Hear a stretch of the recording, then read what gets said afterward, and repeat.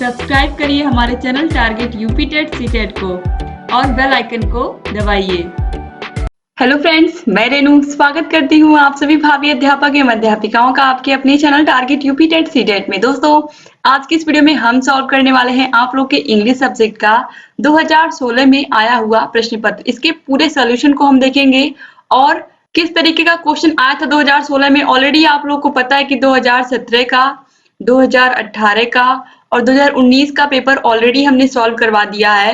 2016 का भी आज हम करवा रहे हैं। दोस्तों चलिए सभी क्वेश्चंस को आप अच्छे से देख लीजिए और सभी क्वेश्चंस को समझ लीजिए, क्योंकि मैक्सिमम क्वेश्चंस ऐसे होते हैं जो बार बार रिपीट होते हैं एग्जाम में।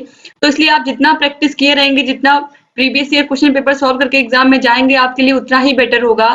तो अगर आपने 17, 18 और 19 का अभी तक पेपर नहीं सॉल्व किया तो उसकी लिंक आपको कमेंट बॉक्स और डिस्क्रिप्शन बॉक्स में मिल जाएगी, इंग्लिश विषय की लिंक में। तो चलिए हम स्टार्ट करते हैं क्वेश्चन नंबर 1 से। क्वेश्चन नंबर 1 है, bilingual method is invented by. Bilingual method के जनक कौन है या बाइलिंगुअल मेथड का आविष्कार किसने किया था? Professor CJ Dodson, doctor West, P Gurrey या फिर Thompson and Yard. Right answer है option A, professor CJ Dodson. Bilingual method इन्होंने इन्वेंट किया था। ये क्वेश्चन बहुत ही इंपॉर्टेंट है दोस्तों। इसके बाद क्वेश्चन नंबर 2 है, doctor West method is known as play method, practical method, reading method और इंडक्टिव मेथड। राइट आंसर है option D, inductive method. Question number 3 है, choose the correct article. Be decided to stay at dash hotel in the centre of the town. दोस्तों इसमें ए भरेंगे, N भरेंगे, the भरेंगे या फिर सम भरेंगे। तो दोस्तों इसमें जो आर्टिकल प्रयोग होगा वो प्रयोग होगा द। तो ये हो जाएगा be decided to stay at the hotel in the centre of the town. इसके बाद क्वेश्चन नंबर 4 है, चूज द करेक्ट वर्ब। इसमें हमें करेक्ट वर्ब चूज करना है। Each boy and each girl dash punished. इसको ऑलरेडी मैंने करवाया था आप लोगों को इंपॉर्टेंट क्वेश्चंस की क्लासेस में, रिवीजन क्लासेस में। अगर आपने रिवीजन क्लासेस को अटेंड नहीं किया तो दोस्तों आप लोग प्लीज देखिए, वो वीडियोस आपको मिल जाएंगे इंग्लिश विषय के प्लेलिस्ट में, क्योंकि मैंने बहुत ही इंपॉर्टेंट क्वेश्चंस को ऑलरेडी आप लोगों के रिवीजन क्लासेस में करवाया है। तो चलिए दोस्तों, अब यहाँ पर मैं बताती हूँ आपको। यहाँ पर आप देखिए पनिश नहीं लिखा, पनिश्ड लिखा है। वर्ब की सेकेंड फॉर्म का यूज कहाँ पर होता है? वर्ब की सेकेंड फॉर्म का यूज होता है पास्ट टेंस में। तो पास्ट इंडेफिनिट टेंस में होता है। तो यहाँ पर आप देखिए each boy, each girl. Each का मतलब एक एक की बात हो रही है ना, तो इसके साथ वर्ब भी क्या लगेगा? अगर एक व्यक्ति की बात होगी तो उसके साथ वर्ब कैसा आएगा? सिंगुलर आएगा। तो वॉज या वर्ब में क्या सिंगुलर है? वॉज सिंगुलर है। और यहाँ पर वर्ब की सेकेंड फॉर्म से पता चल रहा है कि ये पास्ट टेंस है, तो इज और आर तो होगा नहीं, तो होगा क्या? वॉज या वर्ब में से क्या होगा? वॉज होगा। क्यों? ईच लगा हुआ है, इसकी वजह से वॉज होगा। तो यहाँ पर each boy and each girl was punished, यानी कि प्रत्येक लड़का और प्रत्येक लड़की को दंड मिला। क्वेश्चन नंबर 5 है, choose the correct spelled word. इसमें से ग्रामर की स्पेलिंग कौन सी सही है? आप लोग बताइए, इसमें से राइट आंसर कौन सा है? ग्रामर की स्पेलिंग में बहुत छोटी सी मिस्टेक करके लोग गलत कर देते हैं। दोस्तों राइट स्पेलिंग है ऑप्शन बी, GRAMMAR। ग्रामर की स्पेलिंग यही होती है, याद रखिएगा आप लोग। अब यहाँ से very short answer type question start होते हैं। देखिए क्वेश्चन नंबर 6 है दोस्तों, point out the noun. The crowd was very big. जो भीड़ थी वो बहुत बड़ी थी। तो दोस्तों यहाँ पर द क्राउड जो है, क्राउड है कलेक्टिव नाउन, समूहवाचक संज्ञा। तो यही पूछा है कि इसमें से नाउन कौन सा? तो क्राउड। इसके बाद क्वेश्चन नंबर 7 है, point out the adjective in the following sentence. इसमें एडजेक्टिव कौन सा है? The ship sustained heavy damage. तो दोस्तों भारी नुकसान, तो ये तो यहाँ पर हो जाएगा the ship sustained heavy damage. तो यहाँ पर ये जो हैवी है ये हो जाएगा करेक्ट आंसर, यानी कि ये है एडजेक्टिव। क्वेश्चन नंबर 8 है, fill in the blanks with superlative degree. Superlative degree यहाँ पर हमें फिल करना है। Mount Everest is the dash peak of the Himalayas. Mount Everest is the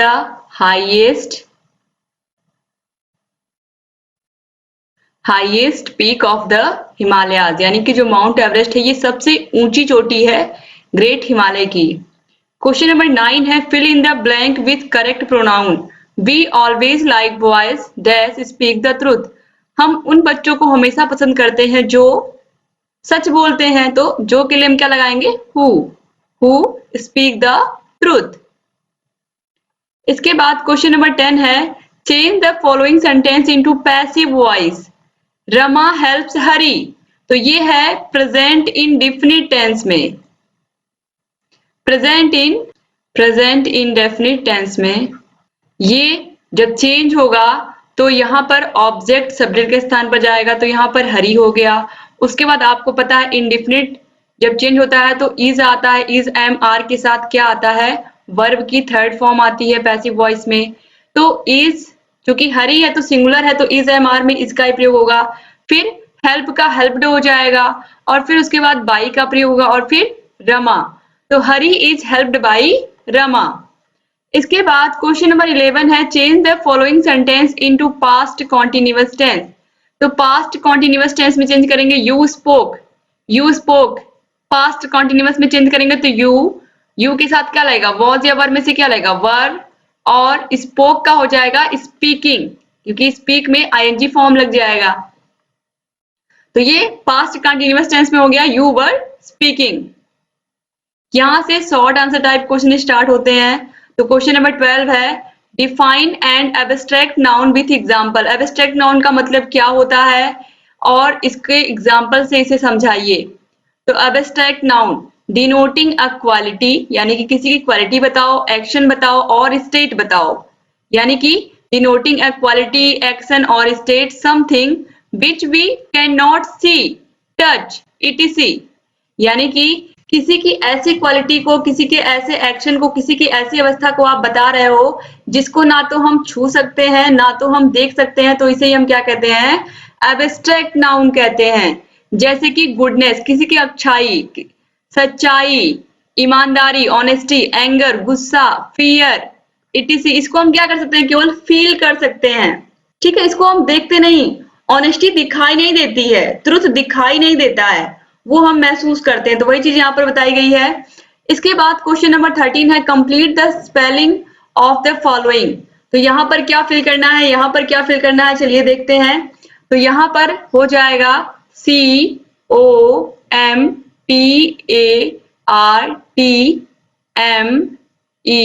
COMPARTMENT, compartment हो गया। इसके बाद यहाँ पर TRAVELLED, ट्रेवल्ड।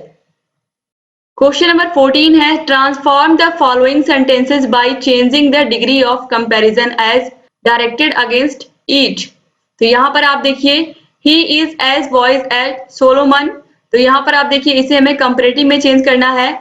तो Solomon is not wiser than he.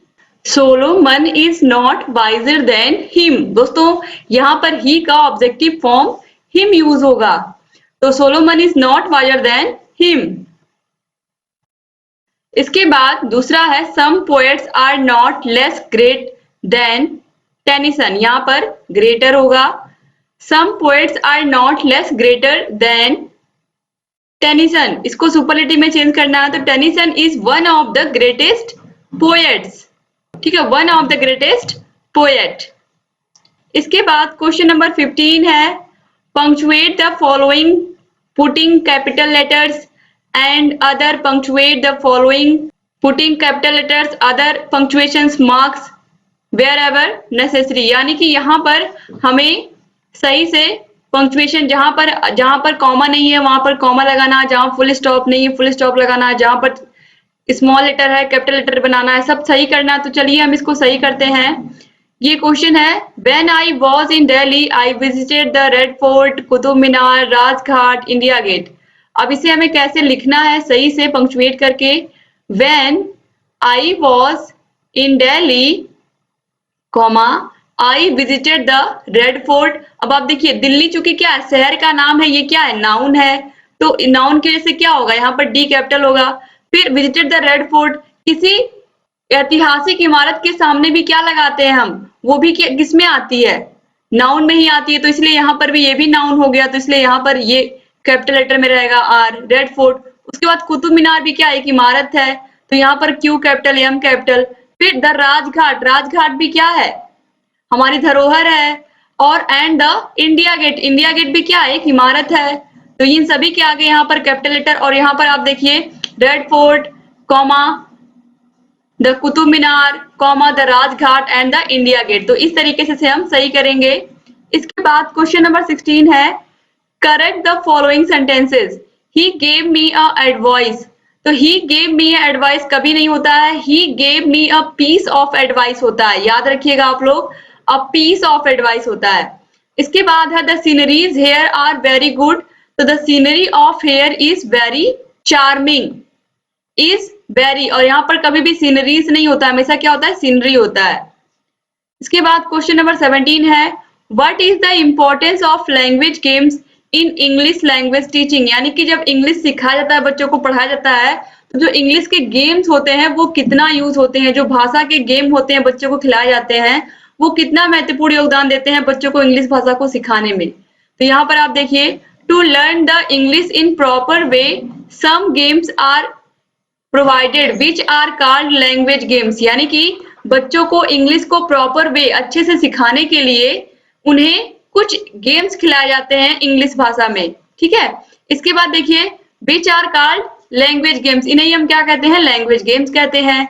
Study with books in school make the children bore. यानी कि जो बच्चे लगातार अगर केवल आप किताब से उनसे पढ़ाते जाएंगे, उन्हें केवल केवल किताब से, तो बच्चे बोर हो जाते हैं, एक टाइम ऐसा आता है। तो यहाँ पर क्या करना पड़ेगा, इस तरीके से जब बच्चे केवल किताब से पढ़ते हैं तो वो बोर हो जाते हैं पढ़ते पढ़ते, और बोर होने की वजह से उनकी लर्निंग, उनके सीखने की जो स्पीड होती है, learning speed become very slow, उनके सीखने की स्पीड बहुत कम हो जाती है जब केवल और केवल किताब से टीचर पढ़ाते हैं। और जब टीचर प्लान करके बच्चों को लैंग्वेज गेम्स के माध्यम से सिखाते हैं तो बच्चों का इंटरेस्ट वापस से उस सब्जेक्ट में आ जाता है। तो इसलिए लैंग्वेज गेम्स की बहुत इंपॉर्टेंस है इंग्लिश लैंग्वेज की टीचिंग में। तो वही लिखा गया है, teacher should plan some language games and recapture the interest of the students. यानी कि जब वो बच्चों को लैंग्वेज गेम्स खिलाएंगे तो बच्चों का जो इंटरेस्ट है वो वापस से आ जाएगा इंग्लिश भाषा को सीखने में। इसके बाद क्वेश्चन नंबर 18 है, read the following passage carefully and frame 4 questions based on it. यानी कि यहाँ पर एक पैराग्राफ दिया गया है, इसमें से आपको 4 क्वेश्चन लिखने हैं, तो इसको पढ़ेंगे आप तभी इसमें से क्वेश्चन आप बना पाएंगे 4।